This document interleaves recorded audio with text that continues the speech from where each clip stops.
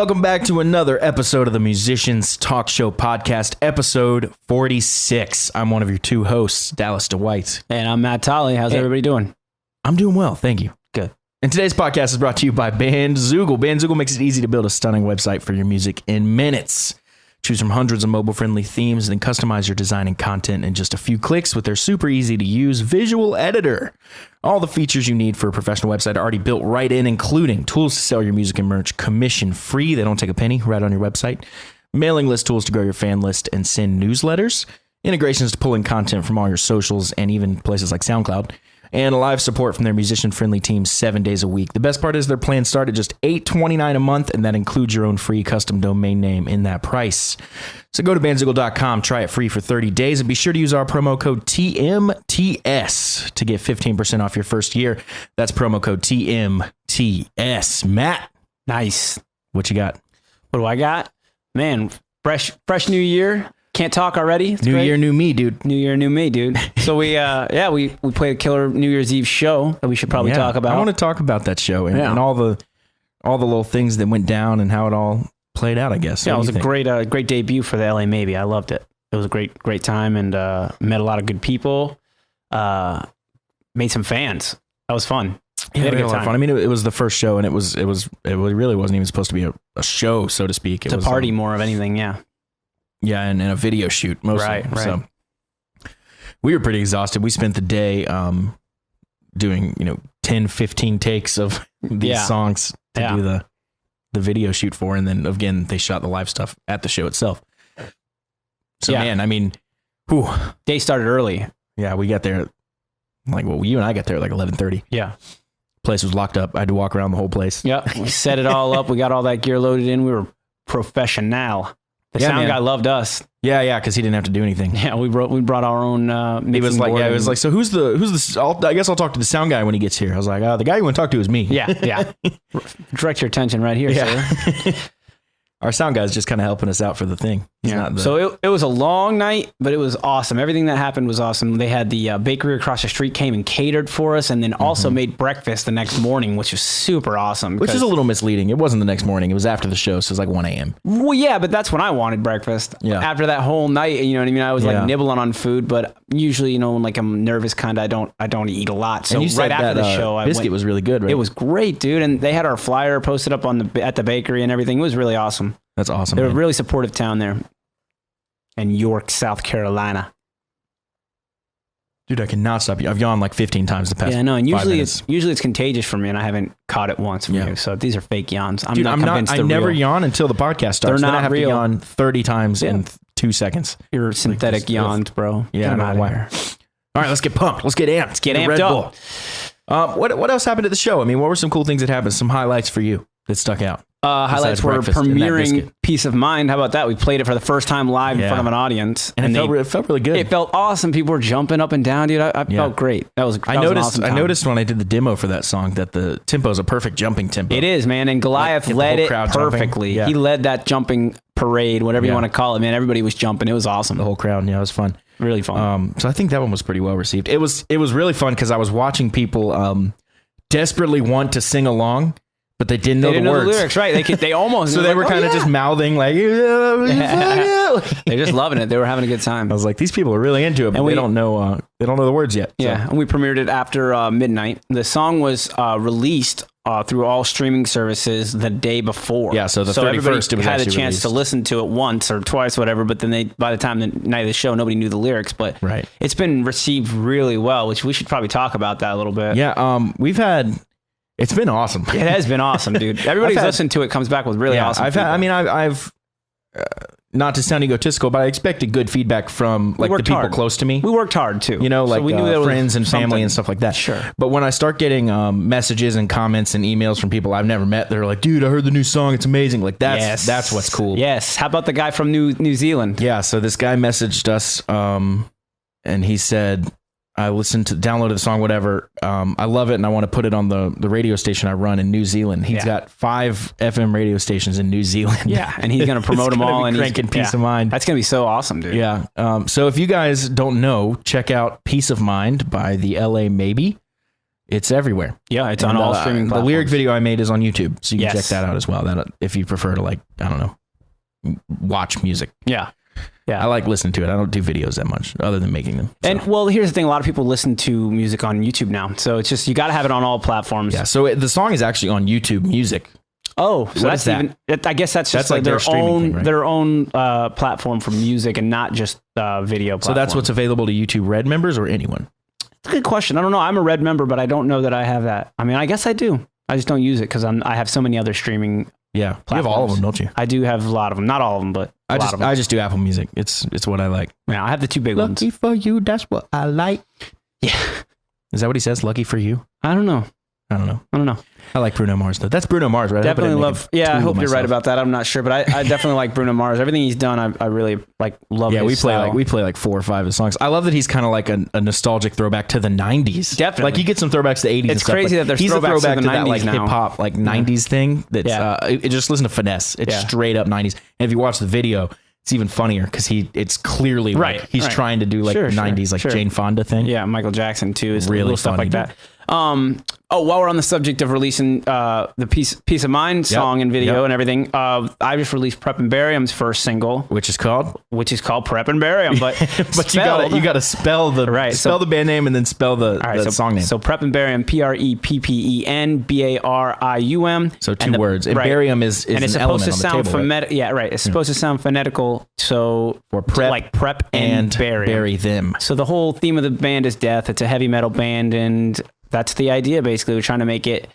You know, we have a hearse. It's like that It's kind of thing. So we're unveiling that. So, anyways, check out that song. The song name is Prep Right. and then in apostrophe bury apostrophe EM. M, So like EM. like actual more like how you would say the phrase. Exactly. But the band name is doesn't look like it would mean that when you look at it. But hopefully, the idea behind naming the song that is it's like the thematic kind of representation of what the band is, Mm-hmm. and also if it's named that, people will associate it maybe because I feel like Prep and Barium right off the bat is not going to hit people. Right. Like, I know that actually. But then I've they'll told see it people. and be like, "Oh, that's And clever." they'll be like, "Oh, I know what it is. I get it." Yeah. And then the whole theme of the band comes together, and you're like, "I get it." The whole picture. Yeah, and you guys have been getting some good buzz too, which I Yeah, love I because just made a little helped- promo video. helped make a little bit of it. Absolutely, a huge part of making the production sound as big and awesome as it sounds, man. I'm super blown away by all that, and we got a bunch more songs to come, so Yeah. it's gonna be cool. How many is on the album? 9? Yeah, and right now there's 9. I'd like to be 10 if we can throw one together at the So I'm last doing a minute. 9-song album for you, a 9-song album for another band. Like You're busy for sure. they all wanted it done before New Year's, and I was just like, that's not. Yeah, no, I'm not You expecting guys didn't that. want all 9. You wanted the one. Exactly. Just to have the one is nice because we got the show coming up February 2nd. So something Yeah, to promote. plug the show. February 2nd, where? February 2nd at Hattie's if you guys are local and want to come out. It's gonna be Hattie's fun. in Charlotte, Hattie's North Tap and Carolina. Tavern. Yeah. If you are from anywhere around the Southeast, Yeah, and you come wanna hang out. with us. I'll be there too. It's going to be a packed show. It's a small place, and I already know there's a lot of people that really want to come. And so. I know this is the most appropriate place to ask this, but are you using my gear for that? Yeah, Okay, yeah, we're cool. going I to use just the sound because Legitimately was asking No. because I wanted to know. Hattie's, yeah, well, Hattie's has two 12-inch In a very speakers. public place. Okay, yeah, 2 12-inch speakers. That's And, all you need, dude. and a little mixing board about this You big just with plug your 4 guitar into the faders. speaker, right? Dude, that's how I it think works? they're basically set up for acoustic gigs, like an acoustic guitar player and singer. Well, they don't know what they're about to get when you Yeah, guys roll in there. I've seen some other, like I've seen Jaegermouth play there, and they're Is David cool. playing with you guys? There? Yeah. So what's the band? Yeah, so it's David's You? playing the drums. I'm playing lead guitar and David. vocals. Kyle's on rhythm guitar, and Craig is playing bass. Okay, so 4-piece. You guys got the Metallica thing where you're doing we the do lead and the rhythm. We Yeah, do that's have cool. that, and Although you also do the leads. yes, So yeah. that's So it's more kind of a like, weird, almost like a Darkness. The Darkness does that. Oh, okay. He plays the leads. He too? does play a lot of the leads, but they both Are they play a 4-piece? leads. They are a 4-piece. Okay, so anytime I hear like a band, I always try to associate it to a famous band that has the same lineup. Yeah, You know what I mean? Yeah, yeah. Like, because that's the element to how it came together. So our cover band does the Van Halen lineup. Right. Our original band does the Guns N' Roses lineup. right. And I'm a fan. I'm a huge fan of the 5-piece with the singer on his own. Yeah. I really think Yeah, that's yeah. the most effective way to sing is to not be tied up with another instrument. Yeah. You literally can let it go. It's tough to make that really work. Yeah. You know? Like it's hard to be a front man. But then another But thing, you know, people make it work, like Hetfield, of course. right. And then another thing, Richie though, Kotzen. right. Yeah, another thing though, being the front man and being the singer and an instrumentalist in the band, whatever instrument you play, I think you do feel more connected to the music. And when you go to put lyrics and deliver the vocals of the song, you are approaching it from the song almost more, like from a more center of the song aspect or perspective. Sorry, like you know the song, like you are part of the music, you are part of the rhythm section, or you're a part of the whatever. Right, you're kind of doing two things at once. Exactly. Yeah. So your vocal almost has to go with the music more so than it would if you were a sole vocalist and you just sang on top of the music. You don't have to make anything like line up like maybe you do when you're an instrumentalist, or it's hard to, you know, do an off rhythm from what you're playing. You know what I mean? Does that make sense? So there's freedom in being a sole vocalist, I think. Yeah. And I think you can do some like different rhythms with the vocal part. Yeah. That, because a lot of times bands will write a song and like the vocal will match the guitar riff in some way. Yeah, right. You know And who can is a do really some kind of good, different you know stuff. who is a really good rhythm guitar player and vocalist? Chris Cornell from Soundgarden. When he was in Soundgarden, he was there's actually a good comparison. The Soundgarden started out version with where drums, didn't he played the drums at first, yeah, and then he realized that he was going to be the voice of the band, and I think he felt like he'd be a better singer from playing guitar. I think he picked up the guitar and learned guitar later. If I might be messing Chris Cornell's life story up here, but I'm pretty sure that's the story. I know he played drums and he switched to guitar and singing. And then Audio Slave later is what I was going to say. He became a sole vocalist. So that's the first time he only ever sang? I didn't realize he played that much guitar. Yeah, he was. Well, in Soundgarden, he was a pretty big part of the guitar parts. He wrote Black Hole Sun. Was he ever just a front man in Soundgarden, or did he always play guitar? He was the front man. He was the singer and guitar player. Yeah, right. Yeah, and But Kim, not just Kim front played man. the lead guitar. Yeah, I classify front man as no instruments, just there's singing. some songs where he doesn't play the guitar. Okay. I'm pretty sure there are a few, but in Soundgarden, he's mainly a guitar player, I rhythm didn't know guitar that. player. Yeah, Yeah, I knew in Audio Slave. I figured. and you can hear it. You can hear it in the recordings, I think, or in the performances, especially too when you see him play it live, like versus, you know. So there's different attack, a different style. Jeez, And it's you know it is. I don't know that much about Chris Cornell's life. You know? Yeah, well, he It's was weird. a punk rocker for a long time and grunge, you know, Soundgarden, you know. I wonder what point, and I know we're going to actually talk about this a little bit later, but I wonder what point he realized, like, holy shit, I think I can sing pretty good.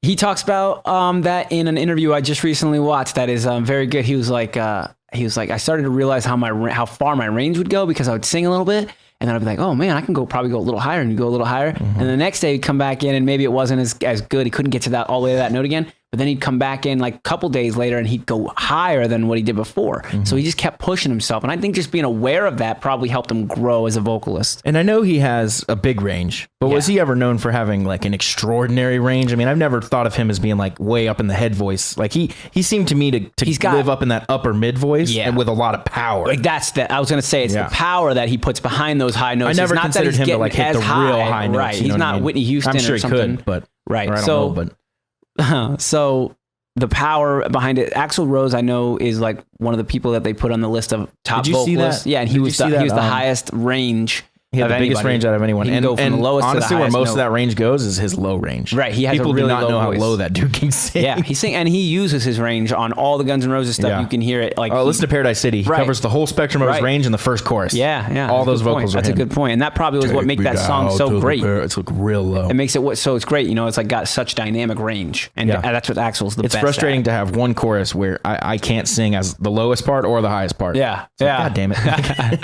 I'll speaking just of live in Chris the middle. Cornell, I think we got a little segment we want to unveil here that we should Yeah, probably. a brand new segment that Yep. Matt kind of is spearheading. Yeah, I'm definitely the big proponent of this. But here's my I idea. love Let me it too. pitch it. Yeah, let me pitch it. Let's hear it. All right. So the idea being that there's tons of these interviews floating around on YouTube, and I'm a huge fan of like looking at them, finding them, and getting advice from them, actionable advice. Like these guys were giving interviews, but they were also giving you perspective and like what it's like to be them in the music industry and how they look at things and how they write their music and stuff like that. So there's a lot of that stuff on YouTube, and just because some of our favorite artists are gone doesn't mean that there's not a lot left behind from them, and we can spotlight some of the most inspirational or motivational pieces. So we want to show basically like our favorite gone artists, Right. and not forget them and keep them relevant. So we're calling this segment Back from the Dead. Yep. And it's you know, they're still with us in a lot of ways. Yeah. So we got our first one. It's pretty cool that a human can exist and then leave a mark on the world as big as some of these That's people. huge. And I think that's what a lot of these people, our favorite musicians and artists, want to do. And I think that's very admirable. If I can say it right. Yeah. So let's get it. Let's play what we got for them today. Let's play this. You know, the best way to find yourself as a singer and try different things, just to literally just kind of sit in a room and see what your voice will do, and try not to be shy about it. Well, look, thanks so much for coming down to New Zealand. And stay off the pipe. Stay off the pipe. That's just murder on you. Yeah, like look what it did to Whitney. So there's Chris Cornell talking about, I guess I would summarize that as kind of how to find your voice. Find your voice, and probably also how to stay on track and not get Obviously, a very brief clip. It's from I guess that's a BBC interview. Yeah, it's that's what I think it was, BBC. Okay. It was just interesting to me. A small clip of I like the fact that he's giving the advice that I think is probably one of the hardest things for a singer to do, is find their own voice, and you know what I mean. There's lots of reasons for finding your own voice.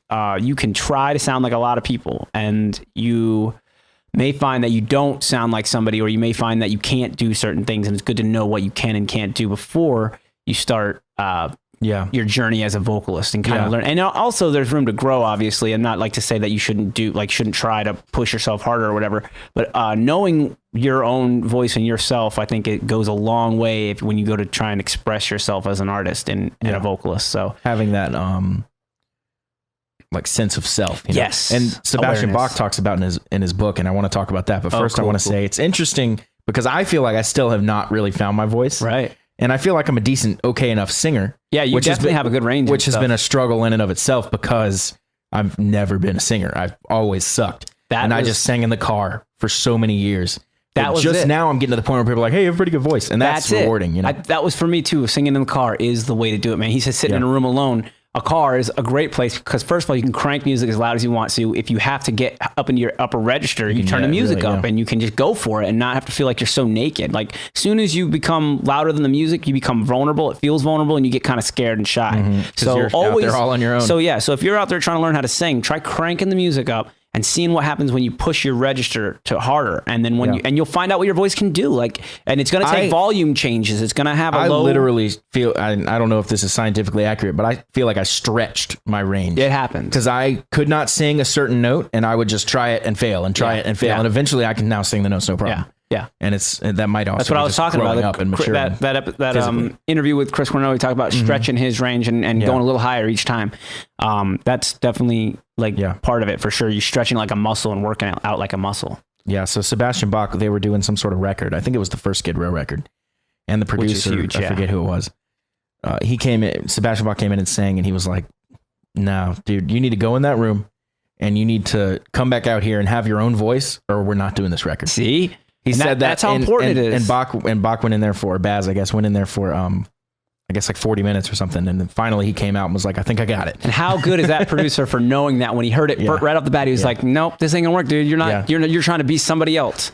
And I felt that way too. I felt like, man, I really wish I could sound like Axl. I really wish I could sound like, I really want to sound like all these people, but also like if I worked really hard and I practiced and sounded like Axl, I'd sound like Axl. Like even if that's why would I want that? Yeah. So what it is better. Then people just say, "Oh, you're Axl." Exactly, and you're gonna get discounted almost like right off the bat. If you sound like someone at a real high level, like that's already made it. Kiska from Greta Van Fleet sounds like Robert Plant. That dude I showed you sounds like Lane Staley. Yes, the guy like from Operator sounds like Chris Cornell. Like, that's cool, but also like that is kind of now you're gonna get identity. Pigeonholed, and you're gonna get like they're gonna put you in this little thing. Like, oh yeah, that guy sounds like. There's a very brief moment of like, holy shit, this guy's amazing, right? And then it very quickly goes, oh, but I can just listen to Chris Cornell. And the Operator thing is one that gets me because I love Chris Cornell. I know almost all of his music, I would say pretty much, like maybe some solo stuff I don't know, but the Operator guy doesn't get on my nerves. I still think that they have like their own. Yeah. Well, I think he sounds a lot like him, but he's also different enough. Yeah, there's different enough, and that's the thing. And that's about finding your own voice and really making sure you're going your own way. What's his name again?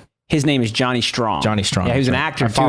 He was in Fast and the Furious, man. Yep. Well, it's a great fucking great album. I think he's actually an actor first. I think that's what it was, right? He's an actor. It's funny because he's a great singer. He's a great singer. Dude, I for one really want to hear Dean Del Rey sing on something. Yeah, dude. He's a killer singer. Yeah, when they posted the video with him and Bill Burr on tour, and they're playing at the a lot of Rosie, right? Yeah, and they were playing at the Forum. Is that what it was? Yeah, it's LA crazy, dude. That's so cool. That's so cool that they're comedians and they get to play at these venues because they're Well, the old saying is 100% true in my experience. Comedians want to be rock stars, and rock stars want to be comedians. I bet that is so true. I definitely wake up every morning and I'm like, what if I just quit music and just start doing comedy? Yeah, well, it's similar kind of. It's a similar pathway. You're almost like a rock star being a comedian. You're almost like a rock star, but the only thing is different is, and I've heard the comedians say this, that music, you play the same songs every night. It's like hits, you play the hits. Right. Comedy, you're constantly keep coming up with changing. new You're shit, constantly coming up You with new can't come stuff. up with the hits, and yeah. there are hits that like Bert Kreischer has the Machine story. Yeah. There's that huge hit like of a story, and people almost want him to hear it every time. You know, they want him to do it every time. That's crazy to me. It is crazy, But but I don't. I mean, it's fine. It's funny, but like when I'll I listen saw to it, him- but I'm not there for that. Well, you here, know let what I mean? me just tell you how fun it gets in the room. Like, first of all, there are people who haven't heard it. I'm sure there's still people out there who haven't Oh, heard I it. just heard it like last year sometime. Oh wow, so that's Yeah. pretty impressive actually. And I heard him tell it on a podcast. Because like when people see him live, and as soon as he comes out on stage, like when we saw him live, immediately Machine, like everybody just goes nuts, man.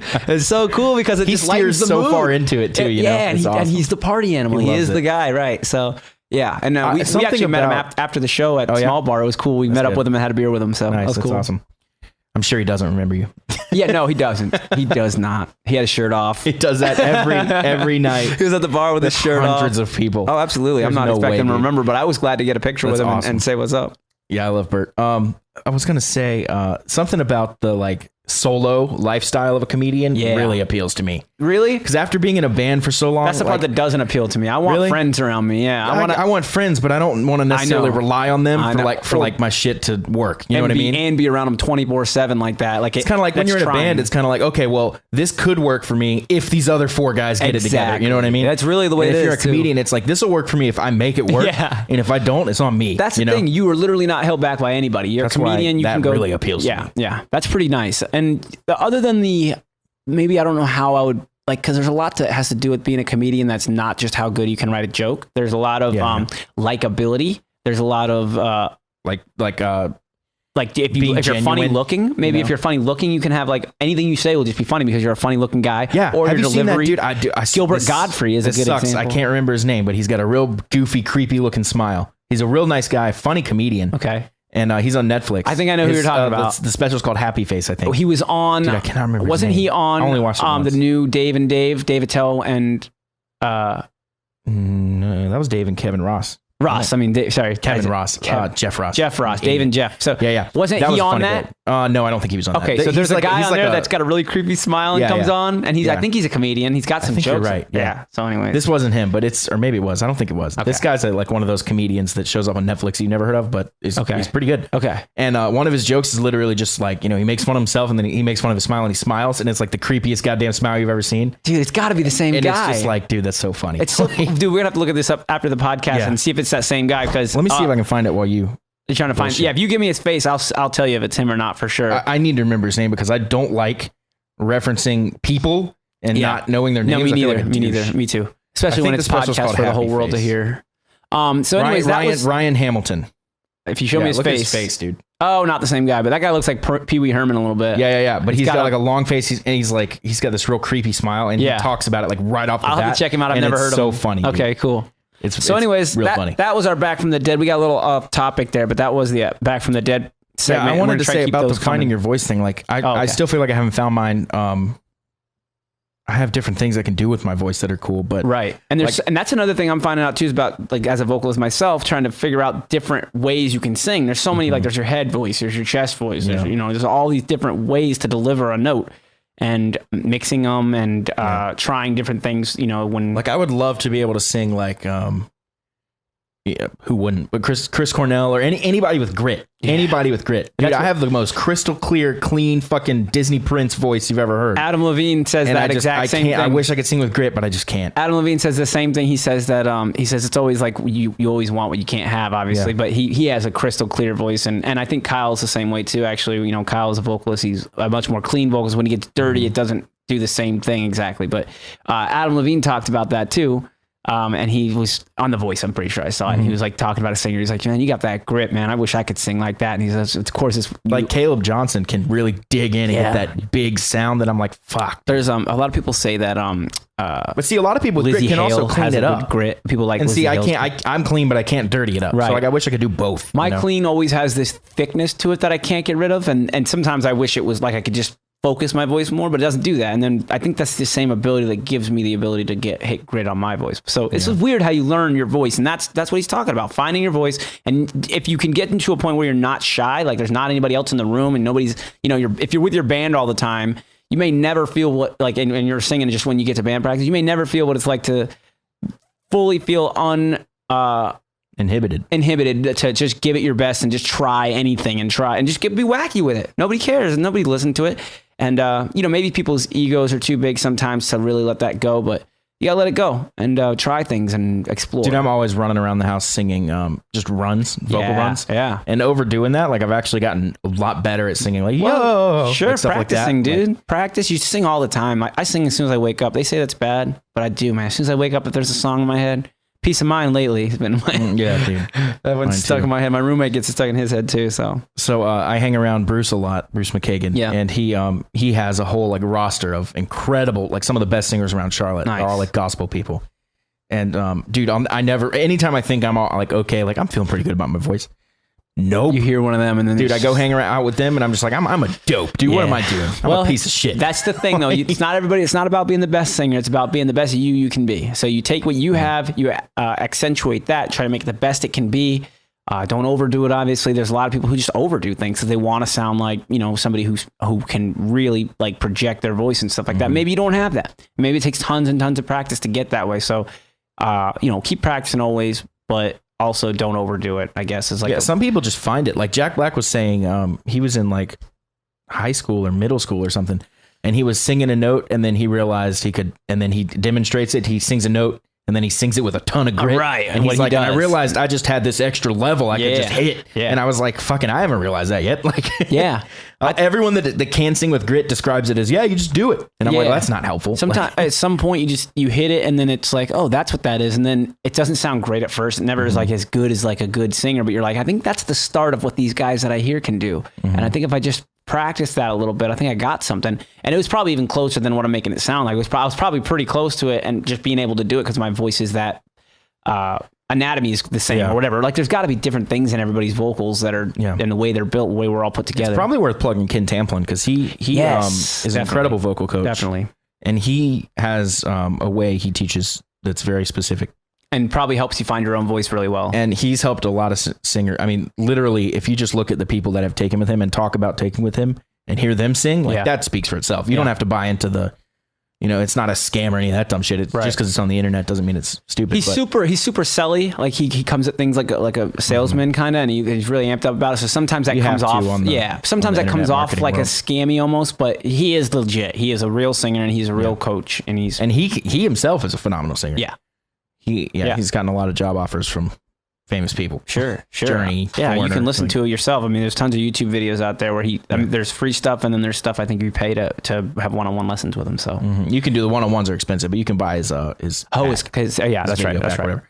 I have it. It's really good. But he teaches you how to like approach singing with grit in like a safe way. Right. So Right. so So you're not hurting yourself. So the actual official term for grit is hyperglottal compression because the glottis is in the back and you I didn't know that. compress it by choking off air, and that's how you get that like. That's kinda the sound. feeling. So, Yeah. That's the feeling. Yeah, I can't do it, but Well, it takes practice. he explains it in a nice scientific way, which appeals to my type A brain. I saw this video online where the kid is explaining how the scream vocals come, the screamo vocals, whatever you want to call it. You put a pencil in your mouth, you bite down on it, right? So and you put it kind of far back so your lips are back farther, and the idea behind that is to take away your lips' ability to control the notes. So now you're only using your throat, like you don't have something to project very well from, and you can get that clicking sound with your vocal, and then you practice that. So it's like.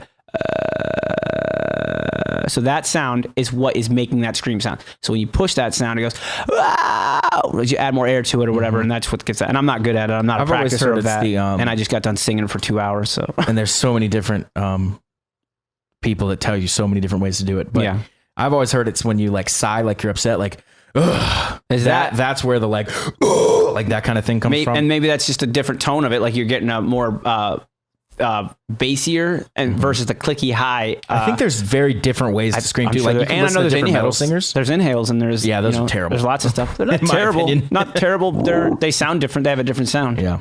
How can you sing a whole set with inhales though? Like, dude, you're gonna pass if out. you alternate, you go in, out, in, out, in, out. If you just Well, they keep, sound write so a whole different. song like that, they don't sound that different. Like you could still make it work. Like I can inhale, sing a little bit. It's weird, but it's not. Hello. Yeah, it's kind of weird. I can talk inhale. Yeah, How's it going, Matt? exactly. If it sounds a little different, and when you scream, I think that difference is more. They're more comparable. They're very close. What's really funny is singing, inhaling. You can always make people laugh. Give me a song. What song? Let's see. Paradise City. Take me down to the Paradise City. It almost Kinda sounds don't have like my voice still, yeah, I think it sounds like somebody with. you, please. It's so hard because eventually your lungs run out of capacity too. And You know? my voice is still fucked, so Yeah. I'm coughing. And you're not used to inhaling. yeah, oh dude, it's so like hello, like Yeah. it's so funny. So many good things to talk That's about. good about finding your voice. And Back from the Dead, we're going to try and bring you more stuff that's relevant still today. And some of our favorite influencers have said. Yeah, but we got another big topic I want to get to. Yeah. And that's Strat versus Les Paul. Yeah. So this is a big topic. It's probably the age-old question of guitar players. And you can't say both because, of course, both. Yeah. Right. So here's the real that's always question. my answer. The Like, we can question. both have them Here's all. the question: Whatever. if you have to have one, If I'm coming to your house and I'm burning all your guitars, yes, which one do you want to save? which one are you saving? Your Strat or your Les Paul? I hate If the you don't idea own of either, burning. just I hate the fucking idea of pretend that burning you the do. guitar. So let's do it. Let's change the way this No, is. we're burning them. No, Dallas, we're not. Burning them and throwing the No. ashes All in right, the let trash. me restart this. Let's see. The real question is if you have to buy, you're playing a gig, you have no guitar, but you're an amazing guitar player. Somehow you have no guitar. You have You're to go very buy. professional. Yes, you have to have a guitar for this gig. You're getting ready to play a 1 hour set. Yeah. You have to get through that whole set. Whatever. Maybe we'll say it's cover songs. So we'll say this is Okay. really just the versatility If of the that's instrument. the question, my follow-up question is, what am I playing? Because that's going to drastically good point. depend on what I need. So you're taking. That's a good point. You're making it more about what you need. I'm saying All right, let's you not do that own. then. You can only have one. Prefer. You don't own anything. You can only have one. Let's just do preference. Strat or Les Paul? Which one? Les Paul for me. Les Paul for me. All right, Done. so here's Next what I'm. subject. Here's since we both agree it doesn't necessarily matter, but that's the answer for that in that scenario of the question. Here's what I want to present though: the ability of a Strat to be able to sound like a Les Paul is there. Like there are Is it, though? EQ pedals there you can get and try, and It's there a are lot of work though. you could put a humbucker in a Strat. Here's one thing. And- Les Pauls cannot sound like Strats. That's what I'm saying. You well, can you tap can you the can coil, but it's not the same. yeah push pull pot and tap the coil. And that's similar. mine does that. It's It's not similar, the but same. it's not the same. The Strat has a 25.5-inch scale versus the Les Paul is 24 3/4. Mm-hmm. So it's a shorter instrument and makes the strings feel a little more right, looser, so you can bend them and feel a little free. But then the Strat has that bite that the higher tension. Here's the thing, though. We're not talking like the hot rodded, modded humbucker Strat. I'm talking like you got a straight American single coil Strat, 3 single coils. the Strat. Okay, If like the standard American Strat Strat. versus the standard Les Paul. Right. You don't get to mod them to That's fucking. And I think that's the age old question is like which one of those two out of when the practical real life answer is both. Because they're different course, tools. of It's like course. asking a carpenter, would you use a hammer or a screwdriver? Exactly. It's like, well, I need both. Exactly. So- Good analogy. And that's the point of this. What we're trying to say is that basically this is a subjective topic. We want to see what most people prefer. Yeah. And let's see who's out there. And we're going to put it up to a poll. So let's talk about the poll on Instagram real quick, and then we'll get back into the hot debate. Yes. So yeah, we're Because going I to have put an up, idea I want to try. we're going to put it up a poll, and we'll just do a Les Paul versus Strat, real simple on Instagram, on our stories, just like we did the solo of the year. I Yeah. want everybody to get on there and vote, and we'll just take a little, Slog in real assessment quick. and see what everybody's preference is. It's only going to be live for 24 hours after this episode gets posted, which is tomorrow. It's Correct. Sunday right now. So Correct. So this is just for people who are on top of it and listening to this episode on time. and our Instagram friends. So, Correct. Yeah, if we you're have a on lot of Instagram, you'll Instagram see it friends. anyways. So So yeah, if you're listening to this 2 years from now, you missed it. Sorry. I guess you can email us. email us what your thoughts are. We're like 2025. Yeah. Somebody emails us Strat all the way. All it says, all the email says is Strat. We're just like, the fuck is this guy's problem? We're just never going to stop getting Yeah. those emails. Yeah. No. So, So 24 hours after this, don't go messaging us in 2025. Well, you actually do. That's fine. Go for it. Yeah. We're not I'll going to just read send you a it. thumbs up. So. Dallas will send So you a- here, we both chose Les Paul. So now we both have to argue for Strat. So Okay. pretend you pick Strat and argue why you pick Strat over Les Paul. All right. Go. I'll pick Strat because there's 3 pickups instead of 2. Dude, there's more pickups. Duh. More volume. Inline tuners, so you don't have to worry about figuring out which way upside down is, Okay. and you don't have to learn that. So that's super simple. It's very basic. Bolt on neck. Some people prefer it because you can switch it out with something else. You can just put a whole new neck on it. Oh, I switched my Les Paul next. I take a hatchet or a hacksaw. That's definitely the right tool for the job. You definitely nailed Yeah, it. and I just glue another one right on there, dude. And So I have all a Dallas's wacky-looking guitars guitar. look great. They Yeah, look and they're beautiful. well, they all fall apart all the time. But, Well, that's why you got duct tape. right. Yeah, that's why. I mean, it makes them look good, right? Yeah. Yeah. Well, they got a certain it's character. camo duct tape, so Yeah, fine. so you could switch a neck on a Fender. That's pretty cool. You have the Les Warmoth Paul, neck if something on yours. snaps on it or whatever, you got to Right. glue it all back together. I have a Warmoth on mine, right? So I've modded the Strat neck on mine, which is cool. I Because want a Wingate neck. They look cool. Yeah, they are, dude. With dark wood. Yeah, it's I like like black. that. Is that where Sean's bass has on it? No, I don't think so. Oh, okay. But a lot of basses have those necks on them. I think Really? because they're really hard woods. They're it's a pretty rare and expensive wood. Yes. Yeah. So- So 6 strings take a lot of wood. Oh yeah. Dallas. I mean, Razan playing the 6-string bass. Yeah. It feels like you're holding a 2x4 in your hand. As Yeah. you're- Oh, dude, the bass neck. He has that 6 string. Yeah. And it's literally and you that's hold it, through didn't I? neck. Yeah. And it's Yeah. through neck. So it goes all the way to the bottom of the guitar. Dude, it's literally like holding fucking. Yeah. I don't know what it's made of, but it's a holding a nice baseball exotic bat. wood. Like, It it's is. so It's big. huge. It's huge. And it's Okay, so Strat, go. all right. For so real. Yeah, I think the ability to switch a neck out is awesome because I have stainless steel frets on my Strat now with a maple neck, whereas before I had a rosewood fretboard and all that. And I completely changed the guitar and the way it acts. You know what I mean? So that's you cool. pick Strat because you can mod it more. If I had to argue for Strat, I would still pick Les Paul. I would argue if I had to argue for Strat over Les Paul, which I'm still picking Les Paul. Okay. I would say that the biggest thing a Strat offers is more tonal variety than a Les Paul. A Les Paul has the three switch. Yeah. The Strat has the 5. And it's not that it has 2 more. It's that the differences between 1, 2, 3, 4, and 5 are bigger than the differences between 1, 2, and 3 on a Les Paul. Yeah. Like you go to 1, 2, and 3 on a LesAll, it's like, okay, it's still Les Paul. But you go to Strat position there's 1. a big difference between neck and bridge, but it's just one, it's one or the other. It's not kinda. as big as on a Strat though at all. It's way bigger on a Strat. Because you get what it does on a Strat is you start on the back one, it's just your bridge pickup. Then your next one up is it's middle and bridge. Then the next one is just the middle. Then the next one is middle and neck, and then it's just the neck. Just the neck. And where you get your money's worth in the Strat is position 2 and 4. Yeah, because they're hum canceling.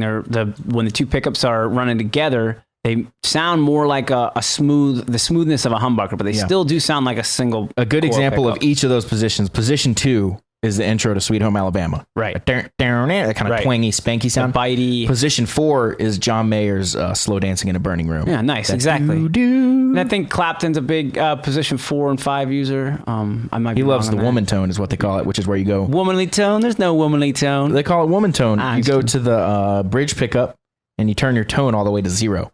Slash loves that too. Right. He does that a See. lot on like Estranged. Sweet Child of Mine, he uses the neck pickup with the tone all the way rolled back. Like that's the beginning riff of Sweet Child of Mine. Is the tone rolled back on I think that? it's pretty It might much be rolled all the back way a little off. bit. Or maybe it's a little bit, but whatever. It's not that like It's dead sound. darker. It's a darker tone. It definitely doesn't have that ringingness that it does. It's like it's a I've probably said this on the smoother- podcast, but every time that song comes up, I think about it. They didn't record that with a click, and he had to overdub the intro.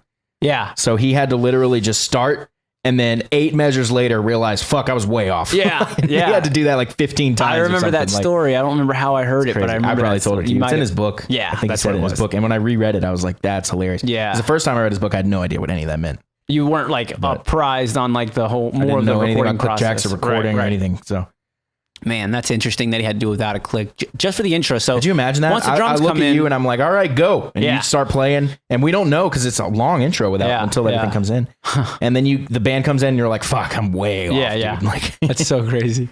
try it again. Go. Yeah, try a it little again. faster this time. Like, Man, we're so lucky to have the technology we have now. yeah. Has it made music more robotic though?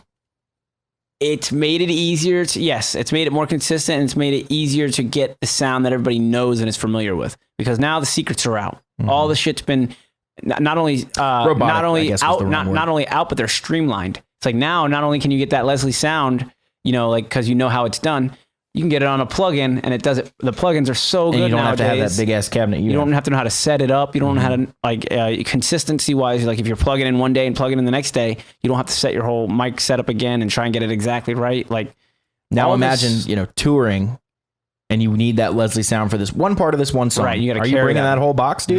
No, dude, I'm buying a Kemper. Yeah. 1970s Kemper, dude. Best model. Yeah. So the technology is pretty amazing. I guess that's all I was getting at, and it is making us more sound like all the same, especially in the hip hop genre. I said general. In the hip hop genre, I hear too much of the same beats, man. I can't believe it. And to their credit, the singers all sound pretty unique and different, and they're trying different stuff. But I'm tired of the same beat. The beats are not. They're too generic, man. I'm hearing the same beat like that is a one pop song made it or one really popular song made it, and then they just use Everybody that same does it. beat, Yeah, and they yeah, just do their different lyrics. It's like, oh, over this it. is the thing now. Everybody do that. It Yeah. almost is like a little bit like country in that way, because I feel like country, there are certain songs you can listen to and you're like, oh, this is that other song. This is that song, just with There's a different lyrics. video out there that perfectly ties in with that. Write this down for me on the Google Keep so I don't forget. It's the I don't type all country songs sound the same. That'll remind me. Okay. And I want to embed this video in the post so you guys Okay. can check it out if Yeah. you haven't already seen it. This audio engineer takes. And keep in mind, this is modern. They call it bro country. I guess it's technically Okay. called pop country. Sure. But like Florida Georgia Line and those kind of bands. Yes. So they took those groups of guys. I think they took 6 songs. This one guy did, and he put them all in Pro Tools. And I think he pitched them a little bit to make them all in the same key, so it would work. Sure. But then he automated in and out of each song Coming in with different lyrics. to show you that the lyrics basically make sense. Yeah. Like- They work no matter what and order. then, at the very end of the song, he automates them all at the same time. And they're literally 6 songs playing at once, and it's the same song, dude. It's fucking Whoa. insane. That's crazy. So yeah, But, like, definitely link that. That sounds So awesome. in I the wanna check that out. verse, it's like, he'll take one line from this song, and then he'll duck that one and pull up another line from the next song, And then he he'll duck plays that them one, and all. it's like, And he plays them all on top of each other, and they still work. he goes through the length of a full song, which is Right. funny because they're all the same length basically Right. too. So it's like it's very It's a formula, man. it's formulaic, And- yeah. and the that's thing what's about scary about country the is they- Nashville machine, kind of. Exactly. And that's never really appealed to me. It's kind of like, okay, this is working, this is making money. We're gonna do this until it fucking doesn't work anymore. Exactly. And people are slow to adapt to that. And you then know? I don't like especially in the country genre where people kind of like that, Yeah. and they're never gonna not like that. Yeah, and I don't you know? I don't like the elements of pop that they're implementing in country nowadays. like with That's some rap and yeah, like, I think hear certain a lot things of don't loops go and together. beats and Certain stuff, things yeah. don't go together. Not everything is meant to be mashed together and mixed. So yeah, country rap It's just probably two different does. worlds. There's probably nothing that appeals to me less. yeah, than I don't that. like country metal either. I don't like it. Wow, that sounds terrible. There's stuff out there That for sounds sure. bad. It's not my cup of tea. There's what else? What other Jason weird, Richardson has a song that's metal, of course. He's What metal. other weird conglomerates do you know? But like he breaks down into this like chicken bacon, like and that actually sounds kind of cool. right. So if But you it's can do deliberate. it, you can take different things from the genre. So like if you take the that song's vocal called style Hoedown or from rap and put it on a country song, or if you take a rap beat style and then you put like a country style singing. I'm not It's into just, any of that. I'm that just you're saying though, talking you about. can take different pieces Yeah. and it just depends. You never know. So there's so many different combinations. You could be surprised tomorrow. There's some hip hop country guy comes out and you're just like, oh, well that does work. There's been, I've heard Kid Rock. I've heard like a. Well, see, Kid Rock's an interesting dude because he blends a lot of genres and not necessarily in one song. Yeah. like he has like rock songs, country songs, Sure. and like rap ish songs. He has a dynamic genre, but he doesn't almost. necessarily blend them all into one song. Right. Like you listen to All Summer Long, which Yeah. I think is a legitimately good song. And I think it's Sweet Home Alabama though. Like it's not though. Everybody says it's Sweet Home Alabama. This is funny. It's not the chords. It's not that. But what I Well, it think is they- the chords D, C, and G. But he sampled Werewolves of London. Dun, dun, Right. There's dun, definitely dun, Werewolves of London in there. dun, dun. But see, and it's the same chords as Sweet Home Alabama, D, C, and G. Right. So, but he says the lyric, singing Sweet Home Alabama all summer long, and everyone started going, it sounds like Sweet Home Alabama. It's nothing. It's honestly nothing like Sweet Home Alabama. Right. Outside of the chords D, C, and G, and if you want to say that is what qualifies something to sound like Sweet Home Alabama, then a billion songs sound like Sweet Home Alabama. Yes. Sweet Child of Mine sounds like Sweet Home Alabama. Steel Panther did that. They played. They did a real quick run of songs that were all the same chords, Yeah. and it was like, "Watch Well, this!" you can do and any they just song, played them, yeah. and then it was going to the next chorus, and then going to the next chorus, and then going to the next chorus, and it was Yeah, for really sure. funny to watch because You they're can like, go, it's all the same song. They would just stop in between, like For you theory nerds, play 1, 5, 6, 4, and you can play "Don't Stop Believing," any pop song on the radio, all these big all major, of Ed Sheeran, all of major Taylor progression Swift, stuff. like- Yeah. yeah, but yeah, it's weird that he says the lyric "Sweet Home Alabama" and people started associating with that when really he samples "Werewolves of London." Yes, I heard It's that. not "Sweet Home Alabama," I heard that back in the and back when that song first came out, and I even said the same thing. I was like, so what is he remixing Sweet Home Alabama? It kind of sounded like he's just reorganizing it a little bit. the guitar solo in the extended version actually might be able to argue sounds a little bit like the "Sweet Home Right. Alabama" guitar solo, Right. but again, it's just D pentatonic. So I mean, where are you drawing the line? You know what I mean? Yeah. It's like right. like all that cool stuff. Yeah, And I yeah. learned that whole solo at one point. That was awesome. Nice. I like that song a lot. Freebird The would be summer a it good was one. out and famous, which was like probably like 2008 or 7 or something. Yeah. I love that song. Nice. That was right after I started playing guitar that came out. Oh, nice. The what was I gonna say? Shit, I lost my track. Dude, it's 2019 now. I know it's cool. It's fucking New Year. Man, what was I gonna New say? year, new me, dude. New Year, new podcast. But I forgot what I was gonna say about the. Was it Sweet Home Alabama? Freebird. No, I was just Oh, going to say Freebird. that Freebird, I've always wanted to learn it. So that way the next motherfucker that yells out Freebird at the You show, start playing it, yeah. break into it. Just break into it at a certain I'll spot show it to because you I can't after waste this the whole show. podcast. Can't waste the whole show and some asshole wants to hear Freebird, but Yeah. I'll give him the solo or something or a little part of it. I learned that first. The solo's not hard. It's the same. What he does is he takes the same lick and he plays it for 4 bars. And then he Right. does a new lick and he plays that for 4 Right, bars. but I just mean the time-consuming aspect of it. Like, yeah, just 9 minutes, give them a yeah. piece of it, and and the they'll live be version's happy. like over 15 minutes long of that Yeah, song. right. Well, yeah, they just keep going. They can go with that all night. Hey, don't. Don't do it, please. Thank you. No, I love this song. I love the song. It always makes me feel good It's when I all hear it right. outside and stuff like It's all right. out in the bar or whatever. It's like, Really? yeah, I love it, dude. It makes me feel good. It makes me feel like back. It makes me remember being a kid. That was one of the first guitar riffs I ever learned. Oh yeah, Sweet Home Alabama. I thought we were Sweet still Home talking Alabama. about Sorry, Freebird. we were talking about Freebird. My bad. Freebird has a similar feeling. Honestly, though. I'm not the biggest Skynyrd fan, dude.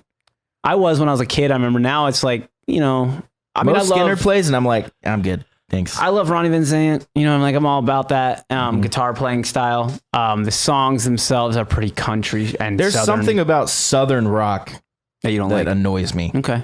And You're not I southern. think it's because, well, see, I'm born and raised Columbia, South Carolina. All right. How much more southern than that does it get? But your I'm- family's from Chicago, right? My family's from Columbia, South Carolina. Oh, I thought you were from born and raised I don't know why I was forever, thinking dude. Chicago. Yeah, no, not me. Okay. We're from the South. Gotcha. So I'm Southern through and through by definition. But dude, I am so not a Southern person. You don't feel the I don't identify with anything music. You don't Southern. feel the southern music, and you don't like southern I just food. don't like Southern What about southern accents. food? I don't like Southern food. Fine, it's just fucking like, Fine, it's the shit. it's just green beans It's and the what best. mashed potatoes and shit. Like, Fried chicken. yeah, just fried everything. It's Come on, fine. man. Yeah, But it's like- fried everything, dude. Fried okra, like whatever. Yeah, I don't like fried okra, but fried anything tastes better than the regular whatever it is. You know. Maybe. I mean, they fry anything, bro. So this sounds gross, but is actually delicious. At the fair every year, they have a fried Milky Way. A deep fried Milky Way. So it comes out looking like a corn dog, but Yeah. instead of mustard or whatever, it It's has chocolate powdered and- sugar on it. And then you bite into it, and it's literally just melted chocolate. Dude, it's actually delicious. Dude, anything fried is good. They also have, I did not try this, so I can't speak to it, but explain to me how this works. Fried Pepsi. Wait, how? I don't know. They have it. Is it a crust layer on top of your drink? I think it comes out in like these little balls, like you would see like popcorn chicken or right, something right. like that. Little fried balls, but inside, I guess, is Pepsi Why syrup. Pepsi and not Coca-Cola? They sponsored it. They had this. They had this thing one year called Branding, bro. They had the Marketing. the donut burger. Dude, the South Carolina State Fair. You guys need to get on our No, level, man. dude. Sounds like you it's need to- exactly what it sounds like. It's a burger where the bread's donuts. Sounds like you need to join a gym after you go to the fair. Yeah, dude. You think? Yeah, and I haven't been to the fair in like 3 years. But, Yeah, but fairs are fun. I like the demolition derbies. And is there? I guess there's a North Carolina State Fair. Where is it? I don't know where the North Carolina State Fair is, but I know there's one in my hometown. At least when we moved here to North Carolina in Statesville, there's a local one that always has like cattle stuff, like they'll chase down rodeo? bull- That's rodeo, cool. whatever. That's Yeah, sorry. Obviously, I'm Cattle really stuff. Obviously, I'm really deep into that culture. But they do go kart racing, they Yeah. do demolition derbies, and they do it every year, and it's really cool. I like to go into that. You get to see everybody from high school. That's hilarious. Yeah, dude, I don't know. I don't identify with anything Southern, and I'm proud that I don't have any sort of Yeah. accent or any sort of stereotypes about Southerners. Really don't apply to me I don't say y'all. because completely stopped saying y'all. You felt I like literally it was too like, southern I for you. woke up one day and I was like, and I'm actually pretty good about this with myself. I'm not saying that anymore. And from then on, I will not say it. It's, Nice. it's the Well, you weirdest made thing up your mind. how quickly I can control made it. up your mind. It's Yeah. it's not like habit or anything. It's That's weird. like what they say about truly wanting to do something versus just doing something because you think that's what you got to do or like Right. you think that's what you should do. Right. You truly wanted to stop saying y'all, so you did. If somebody It's not told like you, I if said it somebody all the told, time, or but if yeah. I said, Dallas, you use the word y'all too much. I'd be like, fuck Maybe off. you shouldn't. Yeah, it wouldn't matter, and you would it would never break it, especially if you were in a habit and you liked it. You didn't mind it, right? It wasn't something you wanted to do. That's it. That's addiction. That's all those things. Mm-hmm. You have to really make your mind up and go, no, I'm not going to smoke cigarettes anymore. Mm-hmm. Like I don't want to smoke cigarettes anymore. Whatever the whole thing is, you know. What else were we? But I've traveled to different places from over the country or whatever and talked to different people. And every time I'm from South Carolina, like, you don't have an accent. yeah. The fuck do you I think don't want South an Carolina accent. is? Dude? Yeah, I don't 'Cause want an everyone I grew up with talks and sounds just like I do. Yeah. Everyone. Yeah. I have been to parts of South Carolina where it's all kind of people like that. You know, I can't even do the accent, how about but- this? How about this? If you want more proof that the accent is a chosen thing and you choose to sound like that, if you don't want to, you don't have to. The fact that there are different levels of accent. Mm-hmm. There are some people who you can barely understand what they're saying. They can, and that's what they sound like. You're just like, what is he saying? Have you heard Delita's and new also, special and yet, also dude? too, where I've not, and also like there's like a lot of words that sound exactly the same Mm-hmm. to people in the South, like pen If I say I need a pen, they'll be like, what do you mean you need a pen? You need a pen? Yeah. And pen and pen and pen are the same word to them. They say it the same way. My high school freshman year math teacher, she said 4 had 2 syllables. Forward. Nice. So And of course we're in math. So how many times did the number forward come up, dude? Fucking hundreds of times. Totally. And it's crazy because I'm sure we say things funny to other people. Like, it's all just about perspective and relativity. Yeah. It's like, but you were saying an accent's a choice. I don't know that it's so much a choice. I think it's more of a product of how you grow up or how you think about it. Like, if you like no one in my family has accents. No one they hang out with has accents. So I was never around. That's a good point. Southern accents. More so just who you're surrounded by and what feels normal to you. Well, how you're taught to speak as a child. Yeah, and I was taught to speak in You're going to Florida. fucking say that. Yeah, and I was taught in Florida, so I have the Florida accent, people say, but I don't know what that is. Florida's actually pretty, well, I mean, you can have some Southern for sure, but Florida and California both seem to be pretty devoid of accents. Like California seems to be a true neutral way of speaking. I would think too, because I feel like you just go off of the way things are pronounced in the While we're on the dictionary subject of accents, unpopular opinion that I firmly stand behind. Let's hear it. True neutral English is the American accent, not the British accent. Because people say the British accent was first. Fuck you, dude. Why do they all sing in our accent? Because they drop the accent that they have and sing in true neutral English, which is no accent. Point. That's a good point. Also, fuck you. We came over here with the same accent and now we don't have it. So just explain that. And when you listen to like British people who are like really British, the Cockney accent, that's bad. That's like when it gets crazy. So that's just the extension or the extreme of it. Just like the Southern accent has its slight little thing. Maybe somebody will say y'all, but they don't have a huge draw, but they say y'all every once in a while. There's like the extreme ends of things. But I would say that the American accent is neutral. But when you talk to like actors, and they have to do an American accent, it's a totally 180, and they feel like they're putting on an accent. The other joke I have relating to that is, just because you're first doesn't mean you're best. Like, how many people own a Nokia? Right. Exactly. And we should stop holding on or holding we have such intrinsic value. Intrinsic, is that the word? On stuff that doesn't even matter. Like stuff that we hold so high, but it's like, just because it was the first thing doesn't mean it's going to be the last. It doesn't mean it's going to be the best thing. Even though there are things being advantages of being first. Obviously, they have the longest time to develop it. So like the iPhone, when it was like, if you consider the iPhone the first smartphone, I think it was 2007. So the although iPhone, they had like PDAs and stuff, but it was truly the first smartphone. I think the first smartphone was like the Apple. So then once they had the jump on everybody, they got a better smartphone, and everybody was trying to catch up. Everybody was trying to like, shit, look what they're doing. So that's the same thing as far as the first and last thing. The English language being first doesn't necessarily. That's crazy. Here's a thought. We're so off topic, but I don't even care. This is good stuff. Yeah, we lost the musicians a long time ago. We're talking ago. about finding your voice, man. Accents are part of your voice. There we go. You connected it. Brought it back. We're about to take it further, though. If I can remember what I was going to say. You just told us that we were off topic and we're going to go farther Here's off topic. Here's the thing.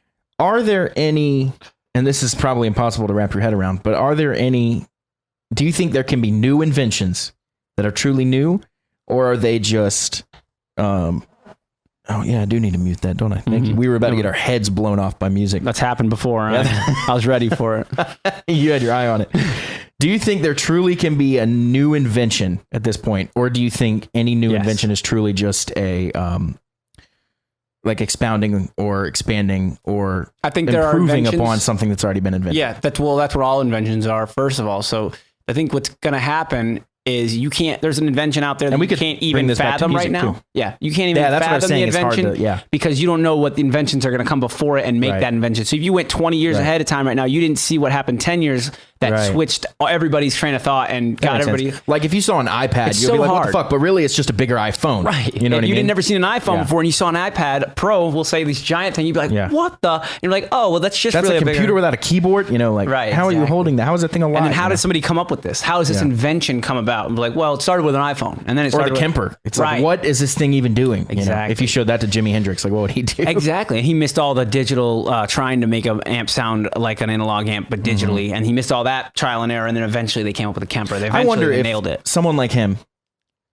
was alive now. I feel like, a lot of people are like, that's not what Hendrix had. It's analog all day. Well, yeah, that's because all he had. He would have been switched over to something. He would have been I feel like people like him, whether it's him or Stevie Ray Vaughan or whoever, they're always innovating. Yes. Eddie Van Halen, same way. So they're always pushing to that next thing. But I think that is a young person's mindset too. And as you get older, you get more set in your ways and you just do what you know. And Yngwie. Eddie Van Halen still uses, Yeah, same- well, he has his own shit though that he's yeah, pioneered but he's and created. tube amps. He's tube amps. He really hasn't changed the Yeah, fact but that it's how he I does give it. someone a pass if it's your own tube amp. Sure, if you became famous enough to where you can literally his own company. Like And he- Slash and he- has his own Marshall, but EVH has his own amp. and he doesn't You know have to what I worry mean? about the Yeah. new guitarist coming up and knows they have to carry that amp to every gig and everything. So that they're taking that decision based on Convenience the and money convenience and yeah. stuff. And Eddie Van Halen's going to have his whole team load up his amps. Yeah. So there's no He can do reason whatever for he him wants, to yeah. switch to Kemper. If he wanted to fire all his roadies and just bring his Kemper with him every time, he could do that. Save a little cash, But yeah. if he wants to, but he doesn't have to because he's Eddie Van Halen. Yeah, sure. That's an interesting thought. Like where people get to at levels determines their perspective on what they want and what they Mm-hmm. what they require. This is good stuff. It is not that good stuff, but I'm digging but it. I'm digging it too. We're good. Let's wrap up here. We've hit an hour. This has been a fun episode. I'm Well, super excited for what 2019 holds Me too. for the Musicians Talk Show. So Matt, tell us how we're ending the episode today. It's a little different than we normally do it. Yeah. So last year we talked up probably at the beginning, like I think it was like November, maybe something like that, and maybe the beginning of December. We talked about unveiling the featured unsigned artist. Yeah, we decided to call it Featured Unsigned Artist. Yes. And Matt already messed it up. I already fucked it up. So, but here's the thing: we're gonna have you guys keep submitting in. This is one of the first ones we had submitted, and we really liked it. I think this actually was the first one. The first one. which Okay, is cool. impressive. Yeah. And we listened, we dug it. And now we're passing it on to you guys. So we're gonna play the entire song "Galactic Outlaw" by Gigantelope yes, from Austin, Texas, and the album, I believe it's called Super God. it is called Super God. Almost positive. Gigantelope. Super God. Amazing name.